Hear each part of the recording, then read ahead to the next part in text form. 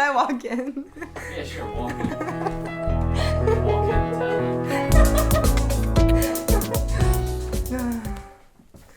Hey guys, how are you? Just in case you don't know, my name's Izzy. I am a sustainable fashion designer, artist, person, freak living in Brooklyn, New York. I just graduated from Parsons last year, and I really wanted to make a little video talking about my highs and lows of the last year, starting in May because that's when the year starts. And I wanted to do this because I want to show the world what I've been up to. I want to show myself what I've been up to. I want to show the iconic highs and lows of this past year because it always makes me feel better when artists show their messy behind the scenes life. So I'll go first. Guys, okay, so this is the city that we currently live in. This is me and Izzy's city. This is Izzy in the U-Haul, driving the U-Haul. Last May was really intense, really hard. Highs and lows for sure. I was visually achieving the most. I had been chosen as the graduation speaker for the School of Fashion. I was chosen for the Parsons Gala, which was super cool and like an iconic thing as a fashion design student there. But I was also like terrified looking for my first apartment with my roommate, Jono, who also had never lived in a New York City apartment. We both lived in the dorms all of college. I had really bad acne in May, which apparently my director really wanted me to tell you. All right, cut. Don't talk about the director on screen, okay? Don't you ever talk about the director on screen, okay?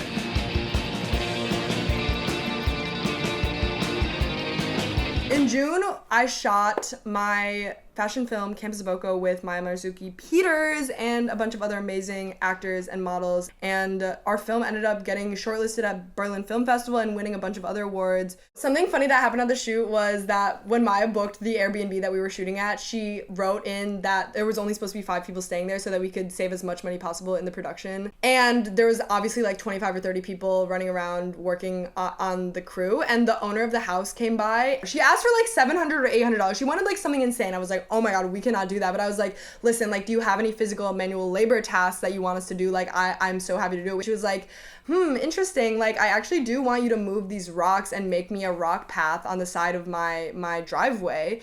And I was like, yeah, deal, done. So basically, while everyone was shooting the rest of the film, I moved all of these rocks in a wheelbarrow by hand and threw them on the side of her driveway to make this rock path for her. And we didn't have to pay $800. It was a really iconic moment, I feel like. Talk about your burns. I went to St. Martin with my family too, which was really special and cool. And also I got these horrible, horrible burns and my entire back and butt were peeling off. Even though I was very serious about sunblock, it's just like the sun there is very intense.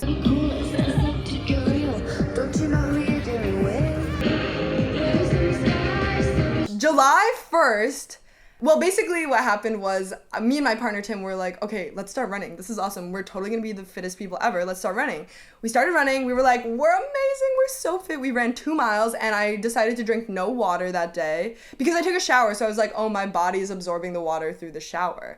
We were going to a really cool DIY concert in Bushwick and I basically fainted and slammed my face on the ground and I was wearing such a cute outfit. I literally remember how freaking cute my outfit was and my hair was so blonde. Really, really scary because everyone thought that I had a brain bleed, but we called my brother who's an EMT and he was like, it's probably fine if your fingers are still turning like back to pink and they're not getting all pale. So I didn't have a brain bleed or else I would not be here right now. I was also on my first ever podcast, which was the Project Feel podcast, which was so special and cool. And I saved a really expensive hospital bill and I got to see my 2 best friends really save my life and that was really special. I mean, wow, it is like magical.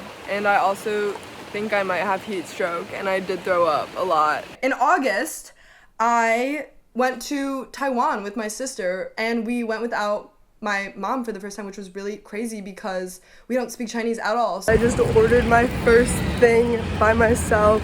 So it was a lot of Google Translate. It was a lot of being really scared and trying to figure it out. But Taiwan is like the most safest, beautiful, fabulous country ever. And we just ate delicious food every day. And afterwards, I went to visit my old friend Kendra in Japan by myself, which was fucking amazing. It really drives on the freaking right side of the road. And so fucking beautiful. I felt like I was in a Miyazaki film, which is so cheesy and like white girl to say, but I really did feel that way. We went on this beautiful hike in the national park of Aomori, and I got heat stroke and I fell asleep on this log, and Kendra had to walk back 2 miles by herself to get the car. And I read a lot of Haruki Murakami books, so that made me feel like, oh my god, my spirit is traveling away from me right now as I fall asleep on this log. Like my spirit is traveling throughout Japan, like killing my father or something. After the heat stroke, I had an awesome time in Tokyo. I came back to New York. I resolved all relationship issues that I had in my life. I became the perfect person. Everyone loved me, and I was at the top of my game socially. Slaying. Should I talk about how we did mushrooms and I had a really bad mushroom trip? That was before Taiwan, so no. Oh my god, I passed it. Okay. I'll sponsor water, so I'd have an Andy Medard I thought we were chafing. Just a little bit. In September, me and Tim ran 8 miles in Mackinac Island, and it was a fucking beautiful, perfect day. We have not ran that far since, but I think we are signed up to run 2 half marathons this summer, so we should probably start doing that really soon. Anyways, we did it in the past. We can do it again. And I got my first intern, Pono, which was so cool. And he basically just like was the most fabulous, wonderful person ever. We're still great friends to this day. And I got to speak at my first panel at the Boston Global Fashion Summit. Okay, in October, I decided to randomly apply to a craft show. It's called Renegade Craft. It's like actually one of the biggest craft shows in the country. They show up all over the place, New York, San Francisco, Chicago, everywhere. And I applied for their diversity growth grant, which basically would give me the booth for free, which is normally like $700. And I got it. So I was like, oh my God, this is huge. This is crazy. I'm gonna like sell product at this event. So I basically spent the rest of October and early November aggressively making products and trying to figure out what this was gonna be like. And being really scared and terrified because it was like such a jump for me, but also a really good jump because I got to learn a lot about what customers liked in my products and what they didn't like, and how to handle stressful things, because like 3 days before the craft event, I was just like aggressively working like 12 hours a day, making a bunch of random shit that didn't even sell because I hadn't properly thought it through. So it was a really good learning lesson on like how to manage stress and like that you don't need to work till the last second. Renegade Craft is amazing in November. I'm drained, I'm tired, I'm stressed. Then December rolls around. You know who delivered the Gettysburg Address? Paul Revere. And basically I just was like, maybe I need to do a bunch of more craft event stuff because Renegade was actually awesome, and I ended up selling like over $4,000 worth of merchandise. I did 3 or 4 like artist selling events where I literally sold $0 worth of stuff, and that was so degrading and embarrassing, and I was like, oh my god, this is so embarrassing every time. There is nothing more embarrassing than selling $0 at a craft fair that you paid to be a part of. At the end of December, I went home. I was like, okay, I'm done with craft shows. I need to just orient on being a better designer and applying for more opportunities that are closer to the vision of what I actually want to do. So I was just applying for so much different stuff when I went home. And one thing that I applied for that I randomly saw on Instagram was this thing called The Pitch that was sponsored by Parasol Projects, where basically you could get a free pop-up in one of their spaces for a week. So I was like, hell yeah, that's super cool. I'm a sustainable brand. I'm definitely gonna apply.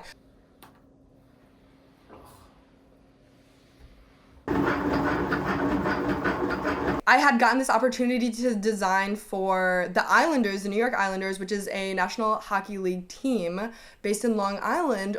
And I was like, this is super cool. And they were going to pay me a lot, I was like, oh my God, I really need that money right now because I keep spending it on craft fairs where I'm literally losing money. So I finally got to do that and designed a little t-shirt with Tank Sinatra, who is this guy that runs a famous meme page. My vibe on the whole experience, it was cool. It was awesome. I really appreciated the moment. I thought it was a very cool experience, and I'm very thankful that it happened. The same day that I designed the thing with the Islanders at UBS Arena, as I was coming home, I checked my email and I saw that I had won the pitch from Parasol Projects, and I was like, this is huge, game changer. I called Tim. I was so happy. I was freaking out. I was like, this is gonna be insane. The main thing on my mind was like, oh my God, I am so not ready. I'm gonna basically have to work insanely hard for the next 2 months to get my product and get my brand into a space where I could actually present it in a way that I'm proud of. I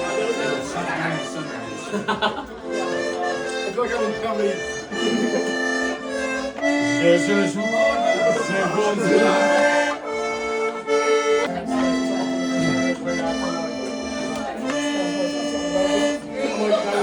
So it's March, I'm preparing like crazy, I'm kind of scared, I'm kind of stressed, I'm like, what's this gonna be like? I don't know, I have no idea. I'm working really hard every single day, And then the pop-up week comes along, and it's basically the highlight of my entire year. And I set up my beautiful space, and Tim helps me every single step of the way, and I'm so grateful for him. We got a U-Haul, we moved all my shit over, we made the space look beautiful. I had like 1 million friends help me set it up that day, who I could not have done this all without. Oh my god, I totally forgot to mention that I got another intern. My intern Olivia, who came into my life around February, is so fabulous, and she helped with this pop-up so much. So many amazing people came through. I feel like I'm not even mentioning like a quarter, but like I'm so grateful for the whole experience. I had my first opening party, which was a huge success.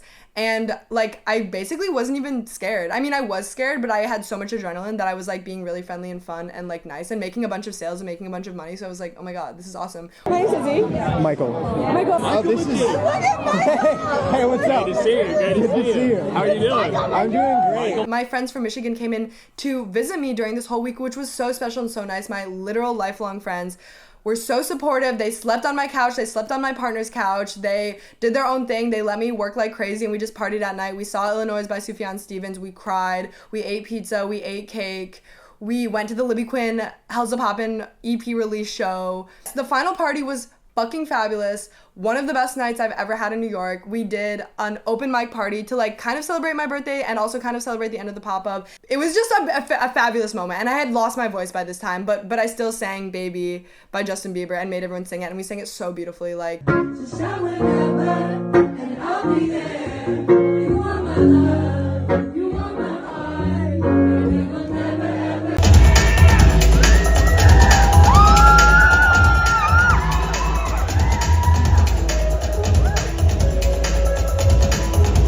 April, I was on the I Need God podcast. Dear God, thank you so much for this day, and thank you for bringing me here with Kyle. I started preparing for my runway show that I was going to do at Hofstra University. I was just making a bunch of really experimental clothes, trying to just churn stuff out, work with Olivia, making cool stuff. And I also did a really cute thing called the Reworked Runway with By Liv Williamsburg and a bunch of other local sustainable waste material designers.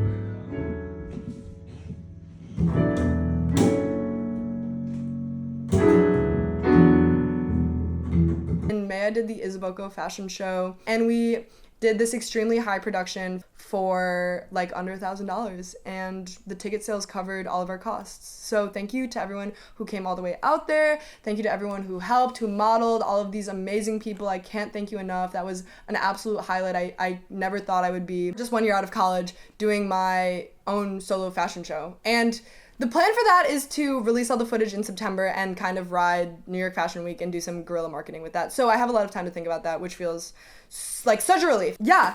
And then the rest of what's happened in May is I got into the Mercedes-Benz Be Visioneers Climate Fellowship, which was such a W. I applied for 1 million things, got 1 million rejections. I made it to the finalist round of so many grants, did not become a winner of them, which is so degrading and so humiliating, and you always just have to like pick yourself up and try again because there's another W around the corner. Yeah, and I got to move into this new dream apartment with my best friends and make it beautiful and physically exert myself to the max while trying to get our couch and our bed and my 10 million pieces of clothes to this place. And I got my first ever separate studio space for my design practice, which feels like a huge win in itself, and I'm really excited to see what I make in that space. And I'm feeling really optimistic and in a much better emotional place than I was last May. I am looking back on this year and I'm feeling like, wow, I achieved so much.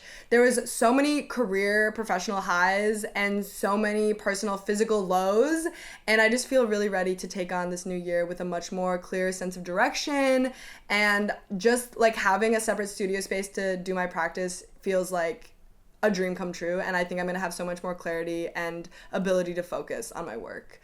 So yeah, I'm feeling really good, and I can't wait to see what happens in this next year with Isaboko and with my own life.